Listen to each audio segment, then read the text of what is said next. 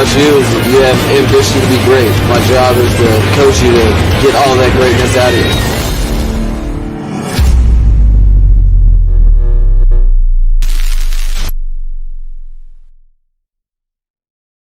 What is good, Fin Nation? What's good? It's your boy Reason. We are back here for another one. It is Friday. I thank all of you for taking some time out of your Friday night to spend it here with Finside the NFL. We got a couple of things I want to go over here. Big story broke this morning about Dan Campbell that no one's really talking about. I want to talk about it. Obviously, the Ariza agenda might be officially dead now. It's a 1-year deal with Morstead. We'll get into that. But if you're going to ask me, it's officially dead. So I think center and linebacker are definitely in play at 102 and 125. We'll talk about that. On top of all that stuff, Reuben Foster coming in for a visit today. We'll talk about that because it's very interesting. I was a huge Reuben Foster fan in his draft class. So we'll talk about that. A couple of videos to show you how in shape and how ready he is to go. I mean, that's it. We'll talk about it. I got some things to say about that situation. Tyreek Hill's already scoring touchdowns in Miami. I'll show you the footage, exactly what I mean. And I know recently, a couple weeks ago, I showed you guys some data regarding how historically bad our offensive line was last year. Well, I got even more data to show you, again, courtesy of Ben Baldwin. And it's going to put things again into perspective, how bad 2019 and 2021 really were and how mediocre 2020 was at best. So we're going to put those things into perspective for you. But other than that, yeah, that's going to be the show. We got a lot to go over here. I see everyone coming out. Oh, we're going to show that, Topher. I had that video queued up. Don't you worry, my friend. I see a lot of people guessing on who was drunk. And, I'm going to talk about that because I had a guess, and then, I kind of heard some things. So we'll talk about that a little bit. And, I got to say, man, check her pulse, baby. Like, the amount of holes they're minimizing heading in to this draft, it's admirable. I'm going to go back. I'm going to say it again. This is easily the best team we've seen on paper put together in off season since the Marino era. Even then, it might be one of the more talented teams, even when you go back to the Marino era. There is a lot of talent on this team right now on both sides of the football. So, I know the expectations are going to be through the roof because it's year one. But man, it's you just sit back and you wake up in the morning, you're like, God damn, Tyreek Hill is a Miami Dolphin. God damn, Waddle's wide receiver 2, he'd be wide receiver 1 on any other team. Then you think to yourself, man, this running back room we're putting together. God damn, Taron Armstead's my starting left tackle. God damn, I got one of the best run blocking guards in the NFL. Connor Williams, my starting left guard. There's a lot to be excited about. And then you think about, man, we paid Ogba, took care of him. We took care of X long term. You just look and you're like, it still hasn't fully set in for me about how good our roster looks right now. Again, things have got to play out. Games aren't won on paper, they're won on the field. I get all that. But goddamn, if you're not excited to buy this year's, even if you're not a fan of the franchise, if you are not excited to go out and cop Madden this year, I don't know what to tell you. Because, I mean, God damn. That's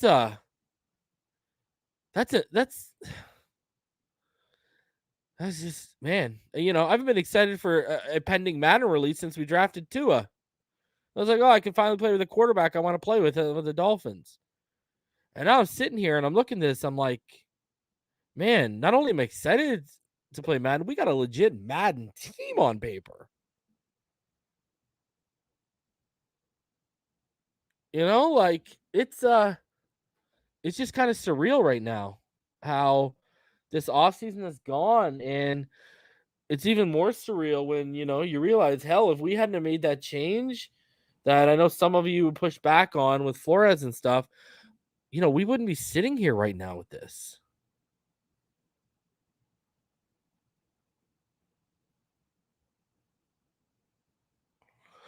And, I already get, I get what you're saying, Jason, in terms of, first year under a head coach.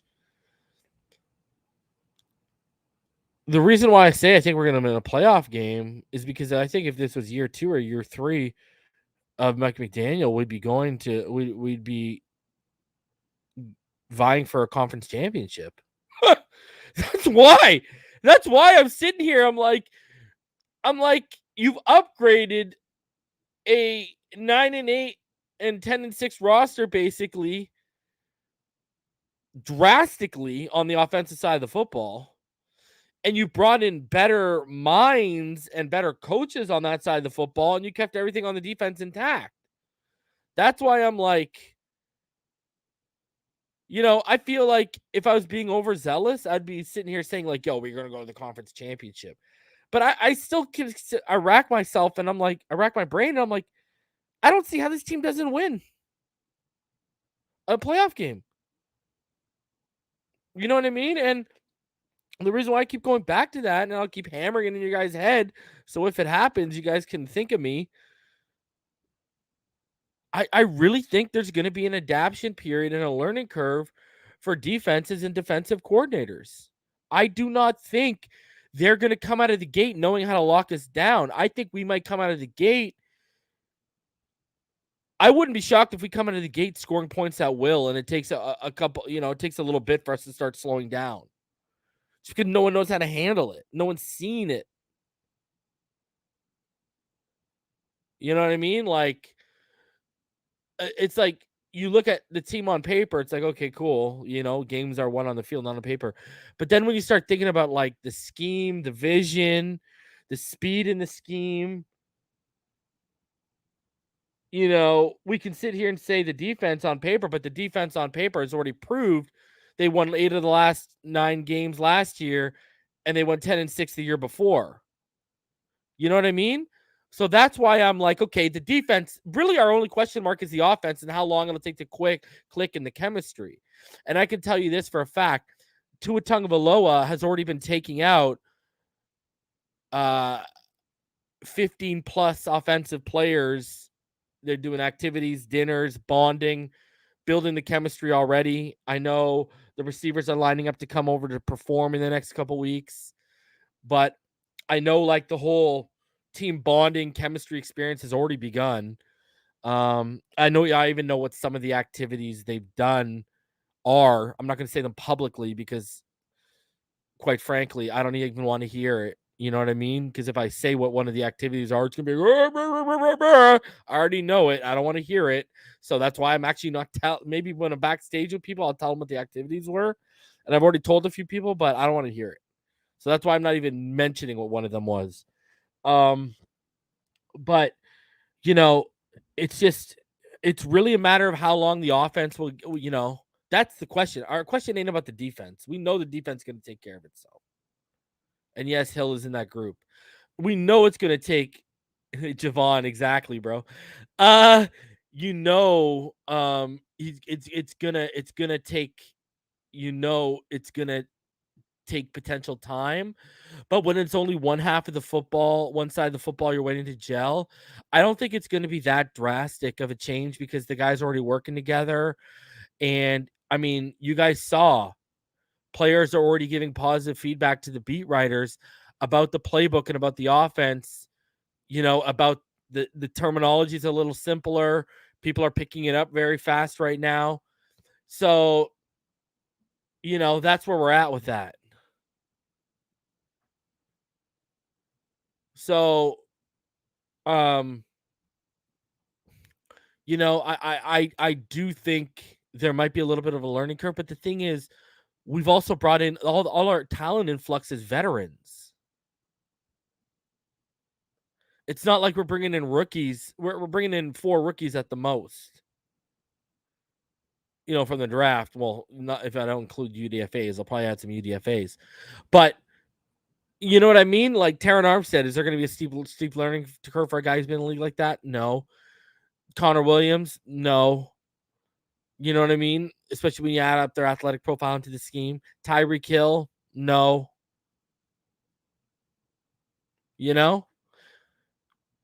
So I honestly expect us to win a playoff game. I really honestly do. And I honestly expect, like I keep saying, there's going to be an adaptation period. There's going to be a learning curve for defenses and coordinators against our offense. Trust me on this. I will be shocked if we come out and we're stagnant. I will be shocked if that happens. Let me put that out there.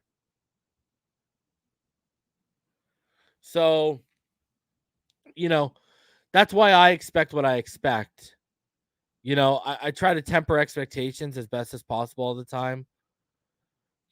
And I just I really do. I try to look through all the holes, all the glaring weaknesses.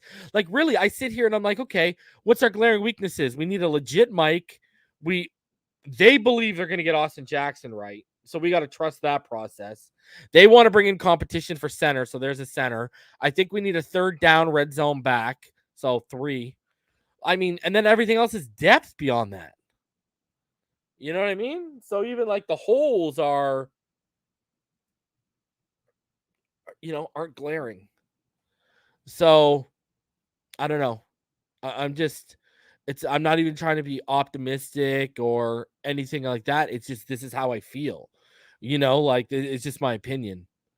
And everyone's, hey, I don't blame people if they don't want to buy into it yet. They want to see it on the field because they've been through this song and dance before. Hey, each to their own opinion. But I will say this to all of you people that feel that way. Look inside yourself as a Dolphin fan. Do some self-reflection. Has an off season under a coach since Shula felt like this before? And not even just about the moves, the energy, the vibes. All right?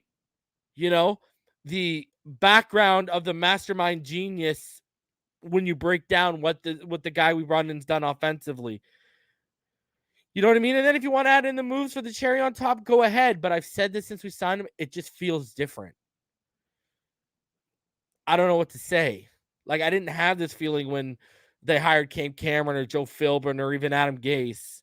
It felt different from those guys when they hired Brian Flores, and we got 2 winning record seasons out of 3 on that. The thing is, the guy was just a grade A asshole behind the scenes, and it didn't work out. But other than that, I mean, really, this just feels like a total, I've never had a guy come in and say, the foresight and the lack of ego to say, you know what, the defense is good. I'm not going to bring in my guys. I'm not going to shape it, blah, blah, blah, blah, blah. I'm going to leave it as is because it's a proven winning formula. But what I am going to do is, I've watched the tape. I'm going to upgrade the offensive line. I'm going to upgrade the receiver room, and I'm going to upgrade the running back room. Bam, bam, bam. Checked all that stuff off and brought in some 2 players on Hall of Fame trajectories in Tyreek Hill and Taron Armstead. That's what's even scarier to me. That's why again, once I think and keep thinking, then my mind gets going on it. We got him as Trent Williams, but a better one if he stays healthy in Taron Armstead. We got him as Deebo Samuel, but a more versatile athletic weapon. You can't run him up the middle the same way you could Deebo, but we got him someone he can use a Deebo, and you got Waddle too you can use like that, and you got Bowden you can use like that. And I look at all this and I'm like, and then you guy can't get Kyle Juszczyk from San Francisco, so he goes and gets the second best option out there. Alec Ingold. And it's like,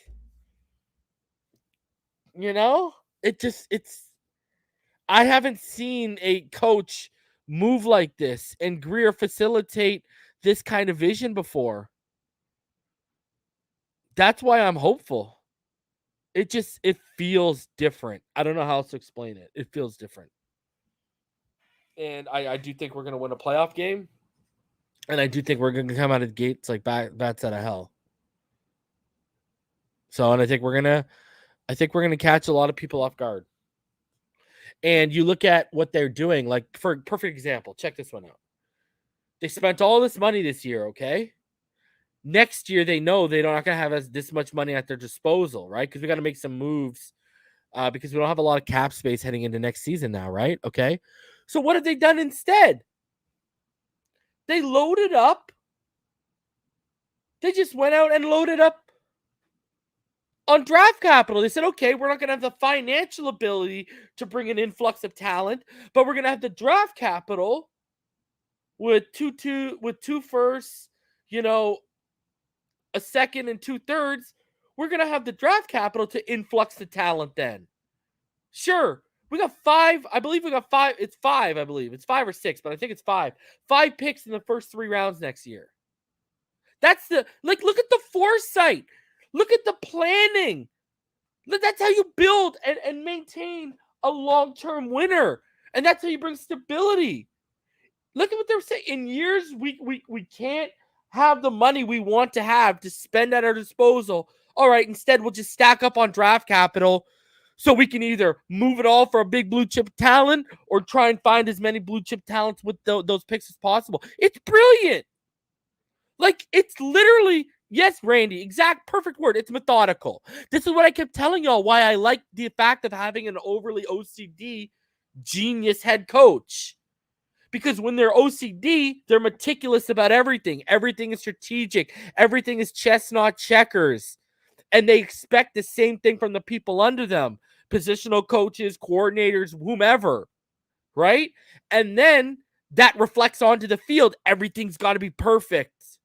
That's a good thing. That's a very good thing. I know there's men and women out there who have OCD significant others who don't like OCD people. But when it comes to the coach, especially when he's labeled as a genius of your favorite sports team, you want OCD. Especially with his personality, that's friendly, get along, not a stern, my way or the highway OCD. You know what I mean? So it's a good blend. I'm telling you, that's why I got hope. I overanalyze, man. There's a reason why they call me Reason. I overanalyze things. I can admit that at times. And these are the conclusions I just keep coming to. And I agree with what Jason just said. It's all in the hands of the coaching. I agree with you, Jason. But look at the coaching staff they're putting in the hands of. McDaniel's smart again. I've given you the exact same defense, other than Gerald Alexander leaving and a few whatevers. I've added Patrick Surtain, Sam Madison to your staff. I've paid the guys that needed to be paid. I've taken care of them. Boyer, you called plays in 2020. We know that for sure. When we went 10-6 or whatever the case was, go remake that magic and a little bit better. And now we're going to give you an offense that can help you out. But the beauty of it is, if Boyer and that defense regress, McDaniel's going to say, whoa, not my fault. I kept intact that defense. I kept intact that staff as best as I could. That's going to fall on Boyer. Brilliant. Brilliant. And then he can go and get a Vic Fangio or someone next year to come in and keep that scheme intact, keep that defense intact, and puppet master it. It's brilliant. It really is. It's really brilliant. Overly confident Dolphins. This guy asks for what OCD is, and you give him a Dolphins. You guys are classic. I swear to God. But oh my God. Exactly, Caesar. And that's what I was saying the whole time. Exactly, Caesar. There's a reason why whenever Shanahan went, he brought McDaniel along. Exactly. There you go. Randy tells you what OCD is. Obsessive compulsive disorder. That's exactly what it is. It's an overly confident disorder is what overly confident Dolphins, is what we are suffering from after this offseason, though, as Dolphin fans. But I mean, I just gave you guys my quick explanation of why I believe in this staff, because and then the offense. Look at the staff that our offense has to lean on, guys. I'll say it again. We might have had the best hire of the offseason. The fact we got Darrell Bevell as a quarterback coach. People do not realize how big this is. This man was instrumental in Russell Wilson's development. In Russell Wilson's first 4 years in the NFL, top 10 offense under Darrell Bevell. This man was an interim head coach last year when Urban Meyer got fired. That's how highly he's thought of and regarded. Offensive coordinator in any other situation. But because of the whole Doug Peterson thing and him not wanting to stay as offensive coordinator after being interim head coach, we lucked out with the timing. He's going to be huge for not only Tua, but for our coaching staff and our offense. Like, do you realize we have the most overqualified quarterback coach in the NFL, like bar none? I want people to realize this. Bar none. I'm going to give you a little quick history lesson on Darrell Bevell. Not only is he the one that coached up Russell Wilson and help Russell Wilson get turned into what he is. Remember, Darrell Bevell comes from Green Bay. Him and Favre were buddies. When Darrell Bevell got the offensive coordinator position at Minnesota, who came over there? Brett Favre. Just like when he went to Seattle, Sidney Rice followed him, and so did what's his face? Oh man, I'm forgetting his name. The returner, that guy who was super special for Seattle, and he's in the Vikings early on, and then he went to Seattle. Oh man, come on guys, help me out. The punt returner, kick returner, wide receiver. He was super special. Yes, Percy Harvin. Yes, exactly. Thank you, Roman. Percy Harvin and Sidney Rice followed him to Seattle. Players love the guy. Players love the guy, and he's got proven results. Brett Favre, Russell Wilson, Trevor Lawrence's first year was under him. But, I mean, how can you be successful under Urban Meyer? Apparently that what Urban Meyer was running was terrible. So, I'm telling you, man, I love it. I absolutely love every minute of it. So, best hire of the offseason. Easily. The fact you get this guy out here, the most overqualified quarterback coach who's got a fantastic resume, and he's coming in to help our guy out. Love it.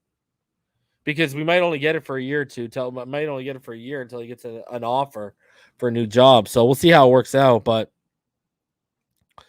yeah, I know, Topher. I'm a Gator fan. Percy, he slipped my mind. Yeah, he slipped my mind. But he was a beast, man. He was a beast. How do I remember Sidney Rice, but I can't remember Percy Harvin? Go figure that out, eh? Jeez. Sidney Rice, wow. But I'm just saying, fantastic hire. And I love our staff. I look around, I love our staff. You know, that's why I got faith they can turn Gesicki into a competent blocker, because you look at the guys. Frank Smith helped Darren Waller be what he is. John Embry, right? He's worked with Tony Gonzalez. He made Jordan Cameron into what he is. He made Chris Cooley into what he is.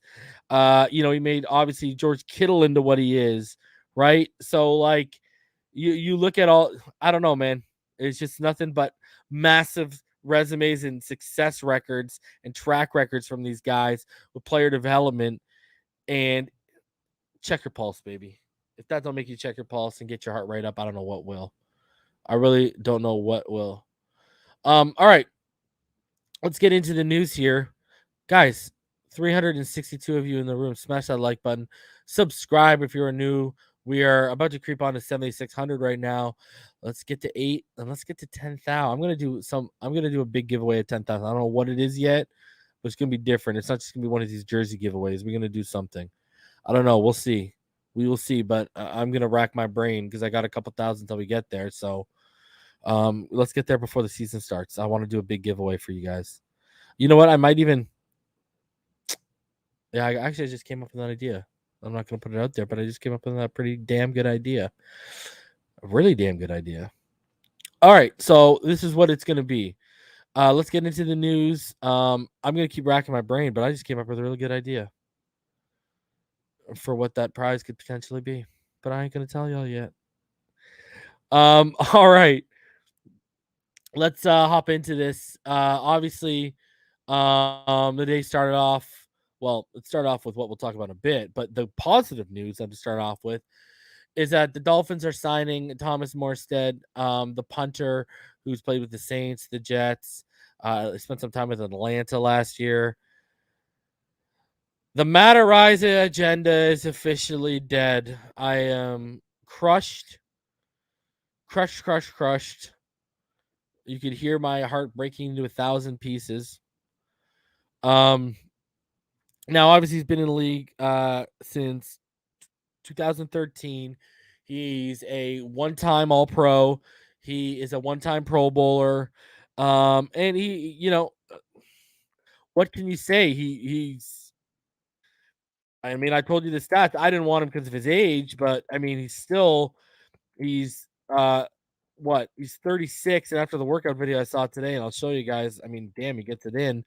But obviously his best years were back to 2018, 2017, 2016, 2015, 2014, 2013. His last 2 years of seasons have kind of been, okay, but he's still doing pretty good. He had a yards per average of 47.2, yards per punt average of 47.2 yards last year, and he had a net of 42 on average. He had 21 land inside the 20. I don't want to go there and say it, but Matt Araiza had 36 or 37 inside the 20 last year. But hey, now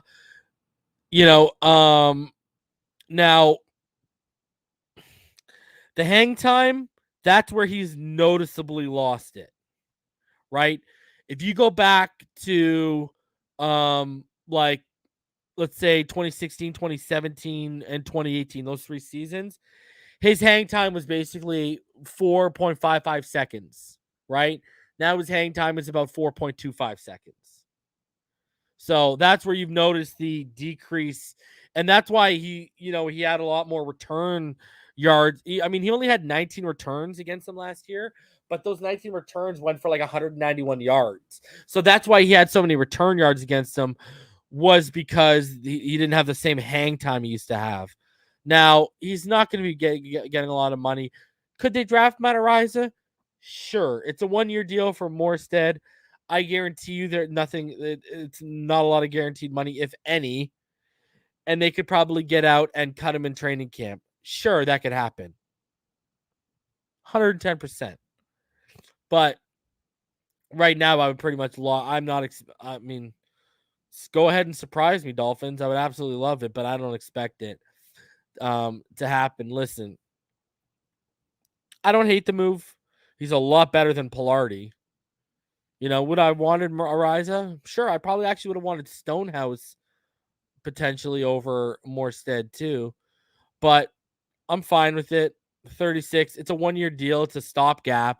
So even because it's a 1-year deal, it's not like they made a commitment to him. Again, if someone falls to them that they love at a pick where there's not a lot of people on their board, maybe they roll with one of those guys in the draft. I don't know, but it's a 1-year deal.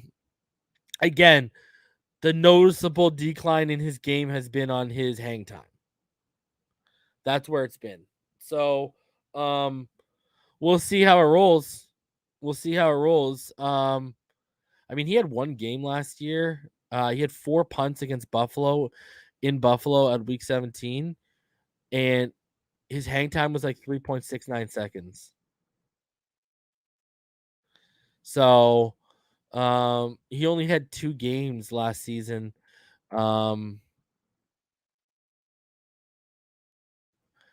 Out of the 14 he played, where he averaged, I mean, let's put it this way. He averaged about 4.32 seconds of hang time with New York, and then he averaged only 4.18 seconds of hang time with the Atlanta Falcons. So, hey man, you gotta boot it. Go ahead, you gotta boot it. You look at how many yards he had last year. He punted for 2,100 yards. I think Ariza punted for over like 4,400 yards last year because San Diego was so bad. I don't hate it. Like I said, I don't hate it. It is what it is. I'm not gonna cry over a punter. That's the last thing you're gonna see me say cry over.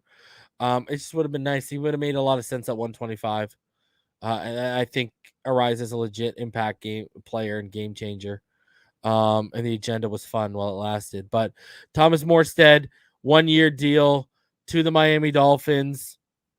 And then the guy got right straight to work after he took his picks, signing the contract and such. I mean, this is a punter. And this guy's going out here. And his first workout as a Dolphin, this guy's out here lifting 140-pound dumbbells. Look at it. I'm more impressed with his legs pushing them off. But he's out here using the Dolphins equipment, as you can see. But he's out here putting in the work already. I ain't hating. In the Jordans on top of it, looking fly. Look at that. I love it. I mean, let's see you, put 140 pounds of weight on each leg and start pushing that up, but I'll take it. I'll take it. You're going to drop it faster to your leg? I'm down. I don't know. I'm down. But hey, shed a tear for Matt Ariza. I am sad, and I'm digging a hole right next to where Pyro's old hole because Matt Ariza, the agenda seems like it's dead. Is what it is, though. Anything's better than Pilardi, okay? Let me put it that way. All right. So, Pyro punting for us would have been better. So I where I lie with this now is I think they're going to go linebacker. The 3 positions that are in play are linebacker, running back, and center at 102 and 125 if you had to put a gun to my head. Sure, if a tackle falls, cool. If Abe Lucas is there, please run the card up. Please run the card up if Abe Lucas is there. I've been talking about this guy for like 2.5 years on the channel. Please run the card up if Abe Lucas is there. He would be he wouldn't have been perfect in power gaps. I was just talking about how much I like them. Now with what we're doing, he's perfect for what we want to do. I mean, if you could come out at 102 with like Abe Lucas and then at 125 turn around and get like a Cam Jurgens, a Donovan West, Fortner, someone like that. I mean, that's very attractive. Very attractive first 2 picks. Do they drug test punters? I don't know, but all I know is we don't have the left leg of God coming now. So we'll see. We'll see how that all works out.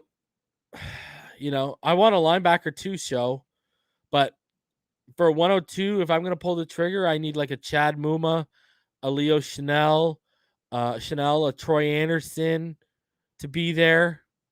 You know what I mean?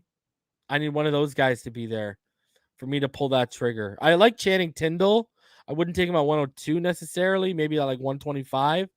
I like Channing Tindall as an option. I like Mike Rose as an option in this defense. There's a lot of good options in at the linebacker spot. Continuing on here, guys, let's talk about a linebacker. Good segue show. Love it. From Barry Jackson today, per source close to the team, Dolphins today are working out former Alabama All-American linebacker Reuben Foster, the 31st overall pick in the 2017 draft. He missed 2019 and 2020 with obviously major knee injury. And it's, his health is fine now, and he's looking for a comeback. And he overlapped with McDaniel in San Francisco in 2018. Now, okay, there's a lot of stuff to cover here first. Okay, let's cover number 1. Okay, let's talk about the 2017 draft for a sec. Okay, The 2017 draft, okay, when we took Charles Harris over Reuben Foster, I almost lost my freaking mind. I absolutely loved Reuben Foster coming out. I thought that kid was going to be so special. Um, he just like had all the tools, was one of the best, you know, he was one of the best linebackers out of Bama I had remembered in recent memories, and I know a lot of people had real high grades on him. Because he was just 6'1", 245 coming out, just absolutely gifted, whether it was laying the lumber, whatever the case may was, he was just so gifted. I was a huge fan of him coming out. Now, let's get to where we're at right now. Since then, what's happened is, a lot of stuff. All right. So, let's talk about a few things. So, first of all, the injuries, right? He had a torn rotator cuff in February 2017. Before he got into the NFL. Then in September 2017, he had a grade 3 sprain in his high ankle sprain. I missed 5 games. That was in September. In October, when he came back, he got bruised ribs and a chest. He missed 1 game. Right, and then you look at 2018. He had the concussion in the 3rd preseason game. Then he had a hamstring strain that he missed 3 games and he got released. And then in 2019, he suffered a torn ACL in addition to further damage to his left knee during Redskins OTAs, and he underwent surgery to repair a torn ACL and missed the 2019 season. Obviously, he didn't play in 2020 or 2021 as well. He had a workout because remember he suffered a torn ACL and LCL, right? And then he's put on the PUP, and then he's put on injured reserve again in September, and then in 2020, right? And then last year, September 3rd, 2021, he had a workout with the Jets, didn't reach a deal. Then a couple days later, he worked out with the Jaguars, didn't reach a deal. And then he worked out with the Cleveland Browns again, didn't reach a deal.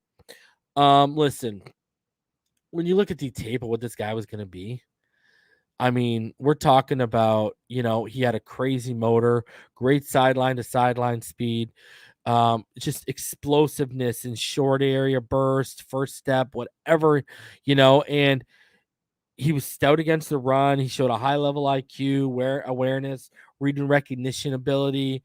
Like I said, he kept square, great rapper, great tackling technique, was a sure tackler, could lay the lumber, just never lived up to it. And, now you look at him and, it's a low risk, high reward type of movie. He's still 27. And he looks like he's getting into good shape right now. It looks like he's putting in the work. And I'm going to show you a few things of what I'm talking about. So, first of all, I know people are wondering, okay, well, you've been off for a couple years. What's your body like? Pause. You know what I mean? What's your body like? Where are you at right now in terms of, are you shredded? Have you put on that COVID weight? What's the deal? You know what I mean? Where are you at? And I just want to show you guys this clip of him on Instagram, okay? And I gotta mute this music too because I believe there's music playing in the background. Let's take. So you see, this man is shredded. This man is ripped. This man is ready to go right now. He looks like he's in some of the best condition of his life. He's good to go. Now, some on-field workout stuff. He's been putting in the work on the field too, as well, trying to get back his sharp cutting ability, explosiveness, all that kind of jazz. And you can see it firsthand right here. He's putting in that work. He's ripped, but now look at the on-field work he's putting in. He's moving. That lateral quickness and that sideline to sideline speed is there. Break. Break. Nice grab. Good. So he's putting in the work right now. Set. Buzz the feet. Drop. Break. Break. Let's go. Nice grab. Good. Buzzing and then dropping into the coverage. So and then breaking. So good stuff, man.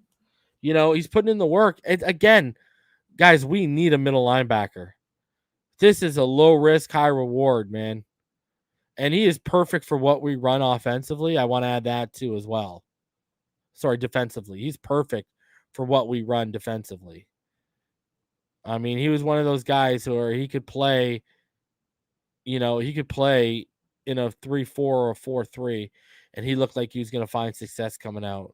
So it'll be interesting to see how it goes, you know. I when this guy was coming out, man, I thought we were like getting like a CJ Mosley 2.0 with this guy coming to the league. I mean, he's just he's good in coverage too. If you go back to Alabama, he was good in coverage. Like he was no slouch, man. So, you know, hopefully we can make something out of it. Low risk, high reward. The Dolphins still have about $21.82 million in cap space according to Spot Track right now. So on a vet minimum, we can make it work. You know what I mean? Just like Morstead money hasn't been announced, which tells you it's not very much. So he's probably on a vet minimum too. But hey, listen, this is a guy where, you know, you go back to, 2018, 2017. Hey, I remember his first year when he had 61 tackles in his first year. And he had 37 run stops. I was like, okay, he's going to come into it. And he just never did, man. Injuries. And I know he also had the domestic. He had some legal issues. And I know people are going to be like, well, what about Watson? You didn't, Dolphin fans didn't want him because of the women. Well, here's the thing. If you guys remember, Foster was arrested in Alabama back in 2018, January 2018, for possession of marijuana. But then the big one was in February, domestic violence threats and assault weapon possession charges. He was then charged with felony counts of multiple domestic violence, possession of a weapon, and infliction of bodily harm, right? That's when he was released. And then the thing is, on April 25th, a couple weeks after he'd been arrested for all that stuff, his girlfriend, through a lawyer, basically made a statement saying Foster didn't strike her, injure her, or threaten her, and that the domestic claims were just after Foster attempted to break up with her. So, and she told, and apparently her injuries resulted from a fight with another woman. And then she testified under oath that she fabricated the story as a money scheme like a month later. So that was dropped. And then I know the next, and then in November of 2018 is when he got released by the 49ers, I believe, because he had probable cause for misdemeanor domestic violence. But then in 2019, a couple months later, it was dropped after he was, said there was insufficient evidence and against him after reviewing the case. So on one domestic abuse charge, the woman came out and said she's fabricating the story. On the other one, the after the investigation, there wasn't enough evidence to go forward with the charge. So because remember, he was claimed off waivers by the Washington Redskins when he got released for that misdemeanor domestic violence the second time in November of 2018. So I don't know. We'll see how it works out. Low risk, high reward. I'm hoping, hey, nothing more beautiful than a redemption story. And especially if it can help us out at the linebacker position. I'm down.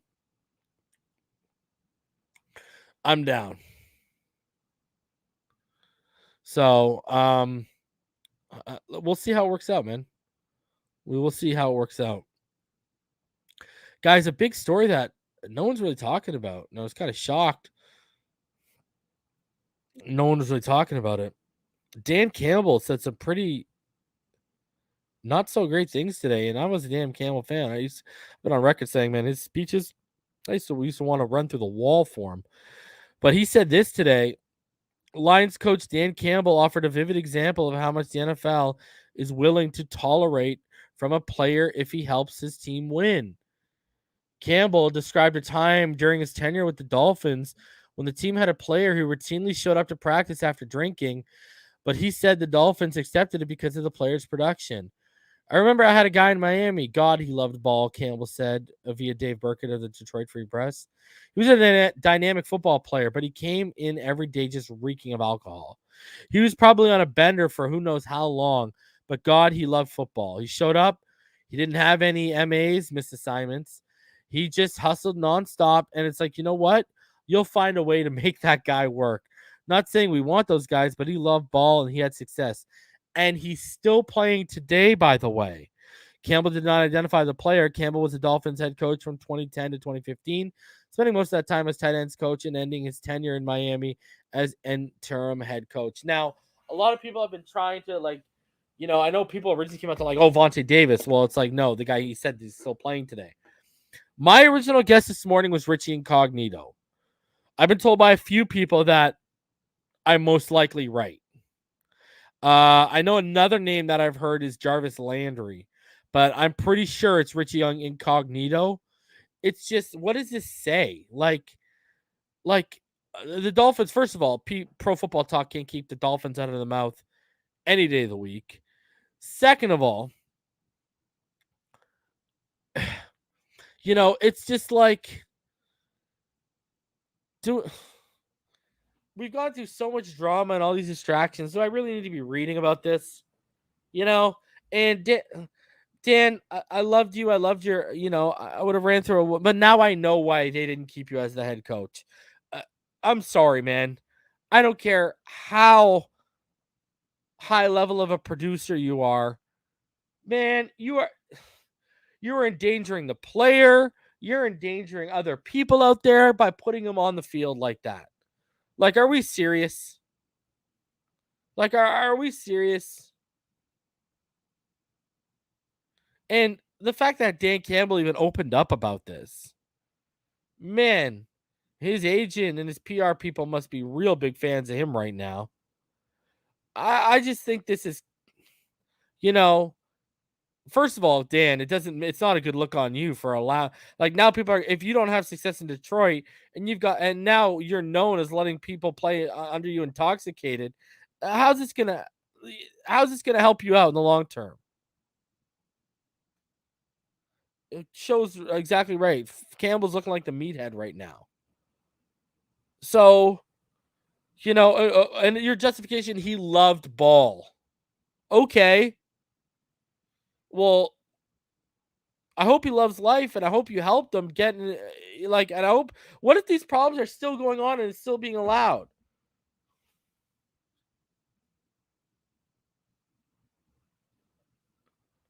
Listen, I got no time. Oh no, could care less on what these players do on their off time. That's their business. That is their business. I could care less. But when you start doing things like this on the field, whether it's practice or in game, because let's be honest, if the guy's showing up to practice and getting away with it, what do you think is happening on game day? Like, you know what I mean? You basically are telling me without telling me you let players play drunk during games too. I got no problem with players doing their off time. No, hey, bro, hey, I don't get. You want to go live your wildest life? Knock yourself out as long as it doesn't affect the team. I could care less what people do. That's their own life, what they do behind closed doors. But that thing is putting the players' body in harm's way, other people's bodies in harm's way. You're just endangering a bunch of people all because he loved ball. Stop. That's not a good justification. In what world is that a good justification? And it's disappointing for me to hear because you all know I used to brag about Dan Campbell and talk about how much I loved him and I would have ran through a wall for him. Now that I hear this, it's like they made the right choice. Yeah, they should have moved off of him. And like I said, now he's put, unbeknownst to him, he's put a target on his back. If you do not produce in Detroit, and it's now known you've allowed intoxicated players to play under you, how do you think that's going to work out, Dan? You got to be smarter than that, bud. Come on. And why you got to keep our names in your mouth? Don't use us as an example. We've got enough. We've been used as enough examples over the last couple of years. All right. How not to handle a young quarterback, how not to handle a franchise cornerback. Thank you, Brian Flores. How not to get misled by the genius term. Thank you, Adam Gase. You know? How not to hire a beta who's afraid of real alphas. Thank you, Joe Philbin. So, Dan, you are not the man for this one. Don't know what to say. I'm highly disappointed. Makes us as a franchise look like a bunch of twerps too. Some good news though, some positive news. If you hadn't seen it yet, Tyreek Hill is already out in Miami scoring touchdowns on a football field, baby. Tyreek, the cheetah, out here running loose, and this man has no mercy, man or woman on a football field. No prisoners taken. Here you see Tyreek Hill. He's juking out the entire Lady Warriors flag football team at the Hebrew Academy Miami Beach Middle School. He is just out here getting it done.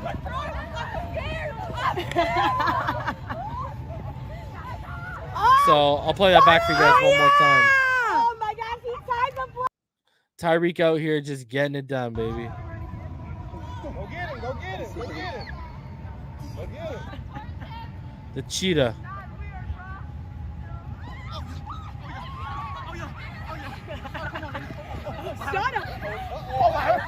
No one's touching him.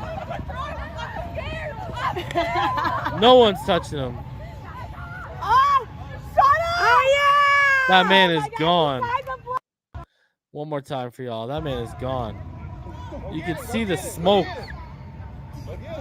coming out from his cleats. Look at this. Just one move, gone. They don't even breathe on him. Look at that. Little hezzy step. Ooh, he's gone. That's awesome. Oh, Good fun stuff. oh yeah! Oh my God. Love seeing Tyreek already, giving some laughs and some positivity in the community. Love it, man. Love it, love it, love it. That man got wheels for days, huh? Like, good God Almighty.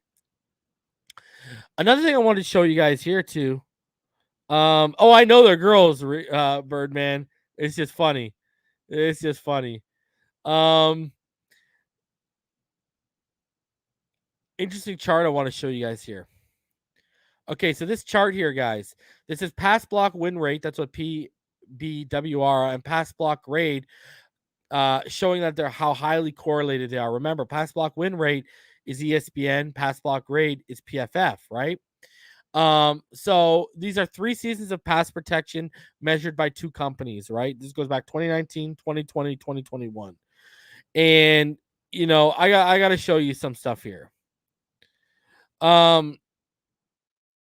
It is not good for the Miami Dolphins when you look at it here. Where are the Miami Dolphins? Here we are. See at the left here? There is 2021 is on the lowest here. Look at this. 2021 didn't even make it on this chart. Bottom left corner. 2019 right here. Shows you how historically bad. And then look at Miami 20. When you go over here past 30, not even that good at all. So what is this telling you? Okay. So this is saying to you that the pass block win rate and the pass block grade for the 2021 Dolphins and the 2019 Dolphins were not only the lowest in the NFL, but basically when you correlate them, they come up as zeros.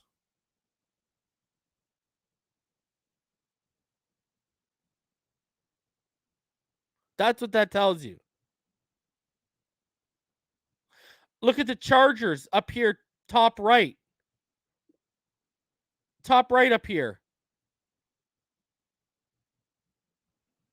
So they're rescaled to be from 0 to 100 in each season. You want to be on the other side of this black line. You want to be as high on the other side of this black line as possible.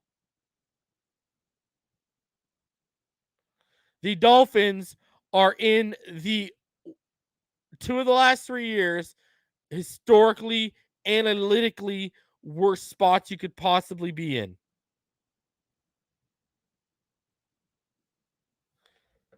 You want to take it an even step further? Let's go. Even a step further. All right. One step further for y'all. So we've now seen basically pass block win rate and pass block rate, how they're highly correlated right there. Okay. Now, the next one here is to show you guys is pass efficiency versus pass protection. So 2019 through 2021, again, grades are rescaled from 0 to 100. All right. So let me put it into you guys. Let me show you. Right. So the EPA per drop back is to the left, right? And then on the bottom is your pass block grade. That's how these are lined up, just so you guys know. And EPA, for the users that don't know, is expected points added. So basically on every play, a team has the potential to either increase or decrease their expected points added. Expected points added is the difference between a team's expected points at the end of a play and their expected points at the beginning of the play. So, for example, if we're expected to score 6 points at the beginning of the play, but by the end of the play, we don't, it's going to average itself out in an EPA. So what this is showing you right here is, okay, let's start off with 2019 all the way to the left. Okay, so our EPA and our pass block win grade.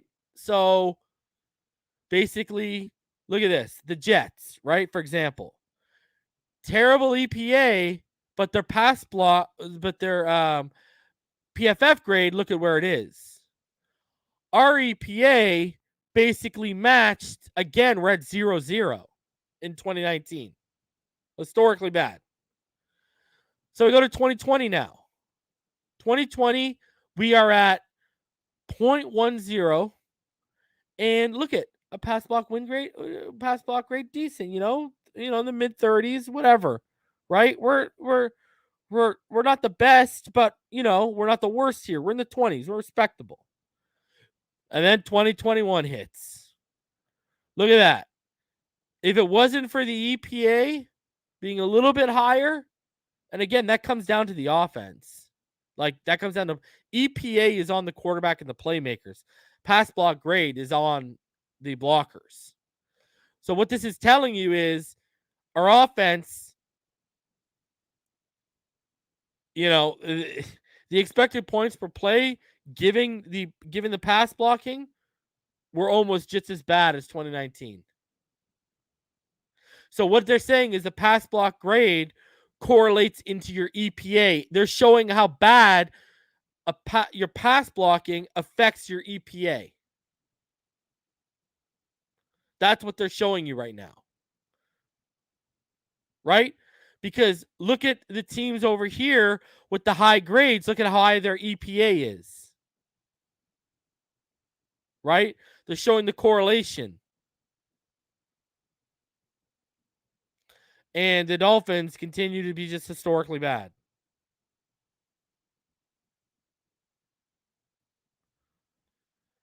So, shout out to Ben Baldwin.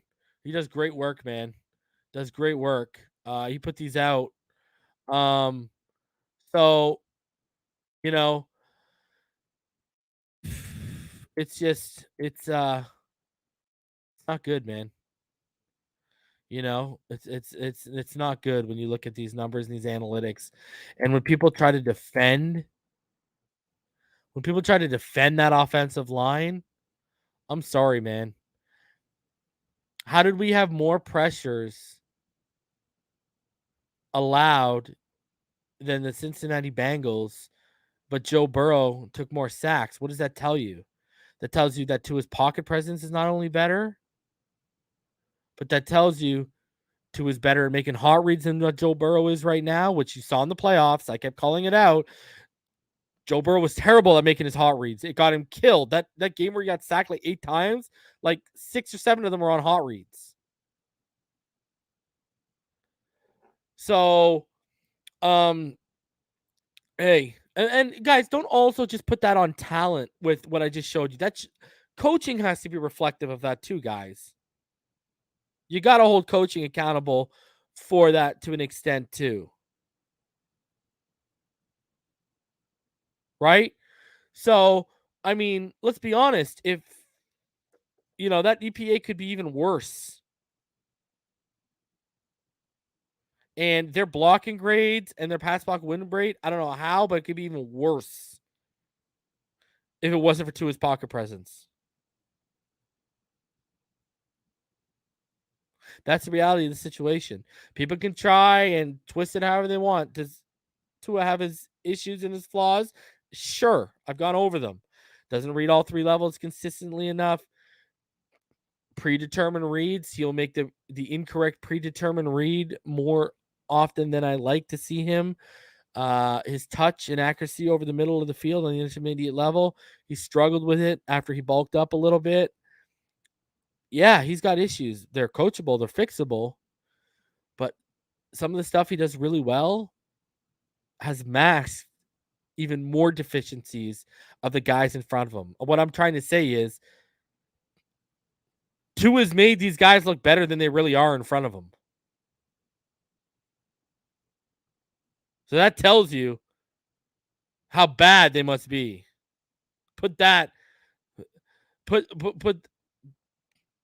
Think about that for a second.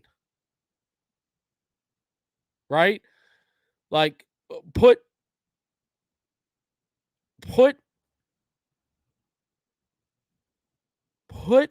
this man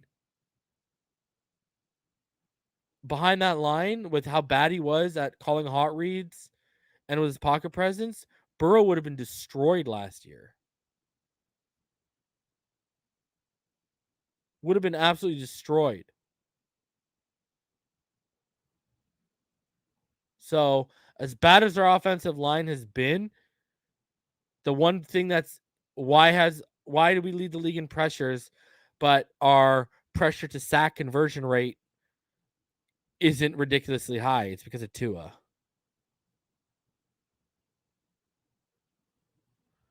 Right? Like, you saw how bad did Brissett look holding the ball a little longer. He got killed back there too. So Jesse Davis almost got him killed too. So, I mean, kind of crazy, man. Kind of crazy stuff.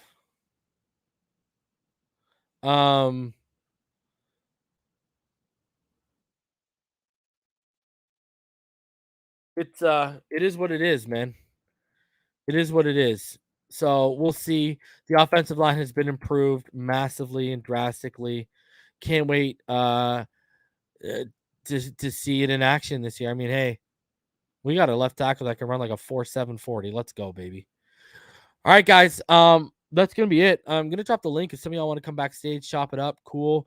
But that's it for this show. I'm gonna be back on Monday night and we'll do the damn thing again. Next week, guys, Ryan Roberts will be on the show. We'll be dropping our center big board. We'll be looking at the top 10 centers in this draft. So I'll be dropping a center big board. Ryan Roberts will be coming on, and I'm still working on getting a certain reporter back on the show, but he was dealing with COVID recently, so we'll revisit that. Hopefully, I can get him on next week. But draft season continues next week on Inside the NFL, guys. Until next time, I appreciate each and every one of you for spending some of your Friday night with me, and I hope all of you have a blessed weekend. If news breaks this weekend, you can bet your bottom dollar I'll be back. But until then, as always, fins up all day, every day. Stay happy, healthy, safe, and blessed, people.